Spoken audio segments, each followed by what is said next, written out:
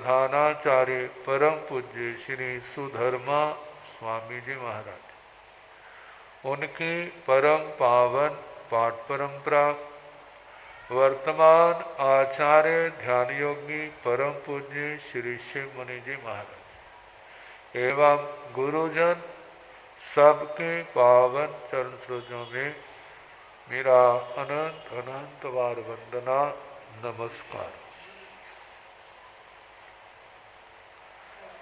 उपस्थित धर्म प्रेमी सज्जनों, माता तथा बहनों, विषय भूति का भगवान के पूर्व जन का आख्यान सुन रहे थे। आप भी कभी ऐसे हो सकते हैं। ऐसी स्थिति आपके साथ भी आ सकती है। उस समय क्या करोगे? जैसा उन्होंने किया वैसे करेंगे। क्या करना चाहिए, इसकी तैयारी हमारे को पहले ही करनी चाहिए।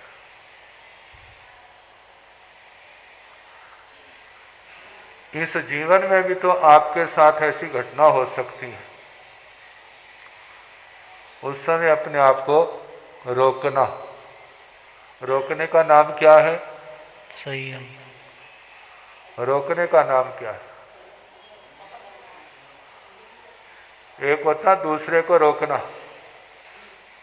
एक होता अपने आप को रोकना। अपने आप को रोकने का मतलब रुकना। लेकिन कई बार ऐसा होता है ना, पानी की बाढ़, पानी आ रहा है, उसको कहो भाई रुक जा, रुक जाएगा।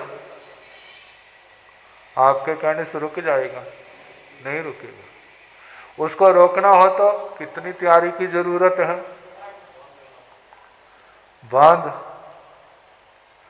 एक व्यक्ति इतना बड़ा पहाड़ खड़ा कर देगा नदी के आगे, वहां तो कोई समर्थ होगा, जाके गवर्नमेंट होगी, वही कदम उठा सकती। कहा देखो हमने कैसी ऐसी नदियां आत्मा के अंदर पैदा की हुई है, जो क्या कर रही हैं? आत्मा को रौंद रही। हमें जो तैयारी करनी है। जो बल कैसे आएगा? धर्म से ही आएगा। धर्म कौन सा? अहिंसा, संयम और तप। लेकिन आएगा कैसे? अनादिकाल से जो आत्मा कर्म के अधीन होकर चल रही है। कह देते हैं मैं अपनी इच्छा से चलता हूं। कहते तेरी इच्छा क्या है? कोई इच्छा नहीं। कर्म जैसा चलाते हैं वैसे तू चलता है। जो कर्म उदय में आता है, तेरा दिमाग वैसा बन जाता है और वैसा ही चलता है। आज कर्म बैठ गया है, तेरी इच्छा भी क्या हो जाएगी? तेरी इच्छा भी नहीं रही। इच्छा कर्मों के कारण से है। यदि आत्मा शुद्ध है तो इसकी कोई इच्छा नहीं। जैसे सिद्ध भगवान है ना, वो केवल आत्मा है। क्या कोई उनकी इच्छा है? क्या उनके कोई आवश्यकता है? ना इच्छा है ना उनके आवश्यकता है। वो आत्मा का स्वरूप है। हमारी और आपकी आत्मा भी वैसी है। लेकिन जो कर्म नाच इस जीव को नचारे।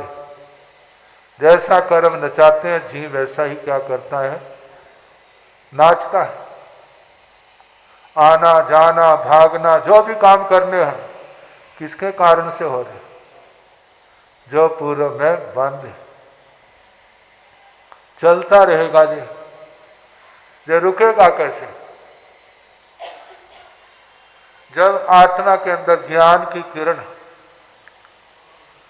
भगवान के उपदेश की किरण कोई प्रकट होगी, समझ आएगी। जैसे कभी गौतम बुद्ध ने अंगुलीमाल को कहा था, अरे मैं तो कभी का रुका हूं, तू कब रुकेगा? मैं तो कभी का रुका हूं, तू कब रुकेगा? मतलब इस नरसंहार से, इस पाप से कब रुकेगा? ऐसे जो आत्मा के लिए भी तो है। उसने योजना बनाई थी, मैं 1000 उंगलियां डालूंगा, उसकी माला बनाऊंगा। तो जरूरी तो नहीं सबने ऐसी योजना बनाई हो, सबकी अपनी अपनी योजना है। मैं ये करूंगा, मैं ये करूंगा, ये करूंगा। क्या क्या करेगा भला? जो करेगा वो आत्मा का कितना साथी है, आत्मा का क्या होगा उससे? जैसे बच्चे खेलते हैं, कितने घर बनाते हैं रेते में खेलते हुए, मिट्टी में खेलते हुए। जब पीछे से माँ की आवाज आती है ना, तो सब कुछ छोड़ करके कोई उनको तोड़ के आता, कोई वैसे बने। ऐसा ही इतना कुछ बनाया, जिस समय कर्म की आवाज होगी, टाइम हो गया, चलो चले, फिर क्या करना पड़ेगा? सब कुछ पहले पहले तो महसूस होता है। एक कथानक आता है, कहते किसी ने तपस्या तो बहुत की, लेकिन उसका कोई पाप भी किया था। कहते जब ऊपर पहुंचे ना, कहते भाई तने पहले पुण्य भोगना है, पाप? कहते बताओ पाप कितना है, पुण्य कितना है? कहते पुण्य तो बहुत है, पाप थोड़ा सा है। कहते जो मैंने पहले पुण्य भोगने लग पड़ा तो सिर पर बोझ रहेगा। किस बात का? पाप का। इसलिए पहले क्या कर लेता हूं, पाप भोग लेता हूं। कहते मेरे को क्या बनना है? कहते सुअरी। क्या बनना है? जय भरना होगा। कहते मैंने इतनी तपस्या की है, क्या इस वास्ते की है? कहते तपस्या इस वास्ते नहीं की, जो तेरा पाप है ना तपस्या से नहीं कटा, वो रह गया है, जय भरना पड़ेगा। कहा जी हजूर, यही करना पड़ेगा ना। क्या बन गया वो? जन्म हुआ, बड़ी हुई, जब युवावस्था को प्राप्त हुई, 12 बच्चों को जन्म दिया। मनुष्य तो नामकरण करते हैं, पशु भी करते हैं भला। किसका क्या नाम रखें? जिसके आसपास होते हैं ना वो तो नाम रखते हैं। इसे बच्चे जे मेरा है, जे मेरा है, मैंने इसका जे नाम रख दिया, लेकिन उसकी माँ के लिए बच्चे हैं। अब आगे पीछे घूमता, वो भी बड़ी मस्त है। अब उधर से उसका टाइम हो गया। जब टाइम हो गया ना तो आगे कहते चल चले। कहते इन बच्चों का क्या होगा? कहते हमें नहीं पता, चलो। कहते मैंने नहीं जाना, मेरे बच्चे क्या हो जाएंगे? जरूर ले जाएंगे।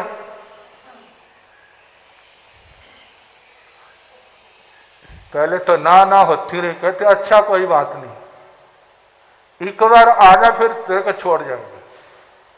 क्या करेंगे? एक बार आजा फिर छोड़ जाएंगे। कहते अच्छा। चली गई। जब उसको दिखाया सारा, कहते चल तेरे को छोड़ा है। कहां पर? तेरे को छोड़ आई। कहते मैंने नहीं जाना। कहते उस गंदी दुनिया में रहोगे, मेरा कुछ नहीं हुआ। और उसके अंदर कहते जो आसक्ति व्यक्ति को कहां कहां पहुंचा देती। एक बार की बात एक भाई ने कहा, कहते एक बार में मेरी घर वाली सिर मारने लग पड़ी। जानते सिर मारना क्या होता है? कहते हमने सोचा पता नहीं कौन सा भूत या भूतनी आ गई, और जिस समय सिर मारने लगी ना तो गालियां देने लगे। जब देली गालियां तो वो बोलने लगी, मैंने आपका क्या बिगाड़ा है, आप मेरे को गालियां दे रहे हैं। कहते तू आई क्यों? कहते मैं आपके पास थोड़ी आई हूं। किसके पास आई है? वो बेचारी की मां मर गई थी। किसकी वाला? जो सिर मार रही है। कहते मेरे को याद करके रोती बहुत है जे, मैं इसको समझाने आई हूं, तू रोया ना कर। कहते मेरे को तो तुम्हारे घर से दुर्गंध आ रही है और मेरा इतना बड़ा घर है, मैंने तारी इसका रुकना वाला, बस इसको कह देना बच्चा रोना नहीं, मैं बहुत अच्छी जगह पहुंची हूं। क्या होगी? जो दुनिया के रंग जब ऐसा दिखे ना, जब तक आशा अच्छी दिखे तो फिर तो वेलकम करते हैं। और ये सोचते जो कुछ सब कुछ समेटने आया है, कहते भाई चलो जहां से तुम्हारा जहां काम नहीं। अहिंसा आत्मा को ऊंचा उठाती। अहिंसा का पालन करना कभी आसान होता है और कभी क्या होता है, कभी मुश्किल होता है। जब हमारे पास बहुत कुछ होता है ना, किसी को बचाना है तो फटाफट दे देते हैं। जब किसी के पास कुछ नहीं होता उस समय देना। ऐसा प्रसंग आता है, पार्वती माता तपस्या कर रही थी, भोलेनाथ जी नाराज होकर खुश हो जाए। काफी जब तपस्या कर ली तो क्या दृश्य सामने आया, एक मगरमच्छ ने एक आदमी को पकड़ लिया और आदमी चिल्ला रहा, मेरे को बचाओ, मेरे को बचाओ। और वो कह रही इसको छोड़ दे। किसको कह रही? मगरमच्छ को। कहते तब छोड़ दूंगा जितनी तैने तपस्या की है ना सारी मेरे को दे दे। जितनी तपस्या तैने की है ना सारी मेरे को दे दे। कहते भूखी तो मैं मरूं और तपस्या का फल तू ले जा। लेकिन उसके मन में क्या आया? कोई बात नहीं, जे भाई बच जाए मैं दोबारा तपस्या कर लूंगी। क्या करोगे? जे भाई बच जाए मैं दोबारा तपस्या कर लूंगी। कहते ले मैंने सारी तपस्या तेरे को दी। जब उसने कहा ना सारी तपस्या तेरे को दी, ना वहां मगरमच्छ ना वहां पर वो भाई, क्या देखा वहां भोलेनाथ जी खड़े। मतलब परीक्षा के क्षण कैसे होते हैं? जब व्यक्ति के पास होता है तो दे देता है उदारता, जब पास में ना हो तो। लेकिन जोर किस समय लगता है? जिस समय पास कुछ नहीं होता उस समय कुछ देना पड़े तो उस समय जोर बहुत लगता है। आप सोचो भला, आपके पास थोड़ा सा खाना है, एक और आपका बच्चा वो भूखा है और एक और दूसरा पराया बच्चा है वो भी भूखा है। उस समय क्या होगा? उस समय पता चलेगा। आप अपने बच्चे को घर में खिला सकते हैं, थोड़ी देर रुकना पड़ेगा, लेकिन उस बच्चे को उस समय हमारा कितना विवेक है इसका पता चलेगा। किसकी जरूरत ज़्यादा है और वो सोचती है इस बच्चे को दे दो, मैं तो घर ले जाऊंगी, बच्चे ने सुबह नाश्ता कर लिया था, कोई बात नहीं, घंटा 1.5 घंटा लेट हो जाएगा, कुछ फर्क नहीं पड़ता, इसको दे दो। ऐसे समय त्याग करना क्या है? ऐसे समय त्याग करना मुश्किल है। उपाध्याय श्री मनोहर मुनि जी महाराज, उन्होंने एक प्रसंग सुनाया। कहते किसी बाबा के पास ना कोई बहन आई, कहते बाबा जी मैनू आशीर्वाद दो। कहते क्या आशीर्वाद दूं? कहते मेरे औलाद नहीं है। क्या नहीं है? मेरे औलाद नहीं है। कहते अच्छा कोई बात नहीं। बाबा के पास ना पुन्ने हुए चने पड़े थे, उन्होंने थोड़ा सा उसको बहन को दे दिया। ये क्या है? प्रसाद है।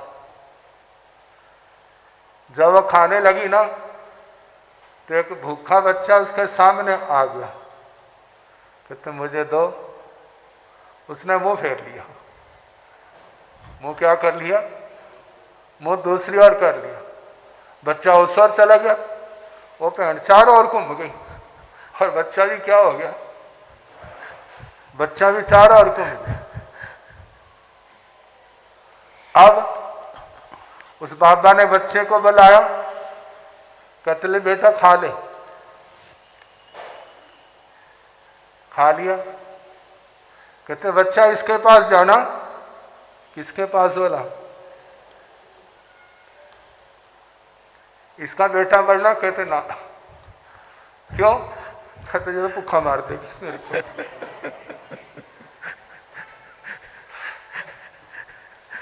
इसका तो अपने पेट की पड़ी है। तो बाबा कहने लगा भी तेरे भाग में बच्चा। क्यों? तेरे अंदर इतनी भी करुणा नहीं? एक बच्चा भूखा, क्या देने को?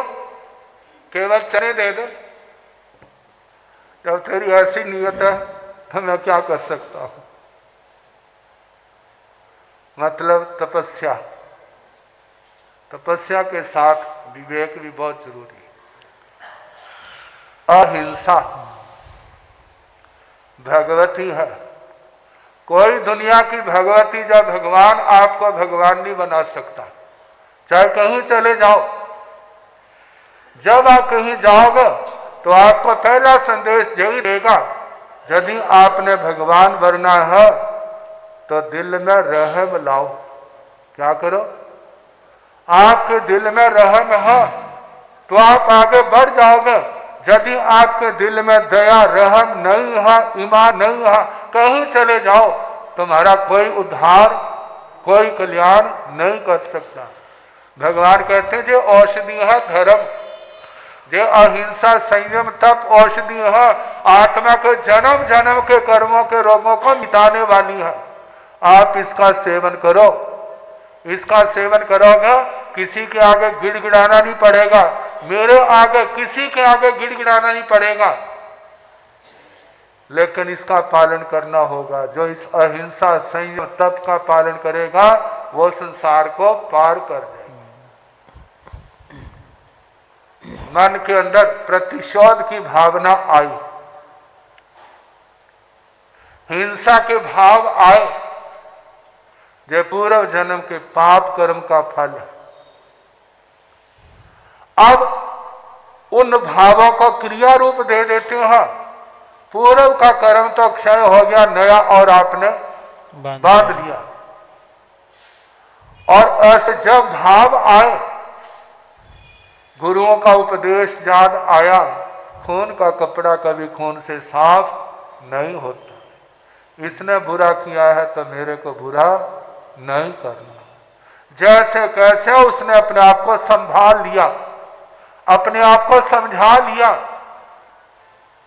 और कहा मैं आपको क्षमा करता हूं। मैं क्या करता हूं? मैं आपको क्षमा करता हूं। पूर्व जन्म में मैंने आपके साथ ऐसा किया था, आपने किया, आपने बदला ले लिया, लेकिन मैं इस परंपरा को आगे नहीं बढ़ाऊंगा। ये संयम का एक अंश है। संयम का क्या है? एक अंश है। रुका, अहिंसा अपना ली। ये अहिंसा बनी रहेगी, दिन प्रतिदिन वो आगे बढ़ेगा। अभी तो 16 इसके भाई और है, 17 है। अभी तो संयम का पहला भेद वो क्या है? वो भी अहिंसा, सत्य, अस्तेय, ब्रह्मचर्य, अपरिग्रह, जे आत्मा को ऊंचे स्थान पर ले जाने वाले। हिंसा, झूठ, चोरी, कुशील, परिग्रह, ये पांचों आत्मा को नीचे गिराने वाले, साधना को निष्फल करने वाले। इसलिए भगवान ने कहा इनके महत्व को समझो और इनको अपने दिल दिमाग अपने जीवन में स्थान दो, यदि आप समस्त क्लेशों का सदा सदा के लिए अंत करना चाहते हैं।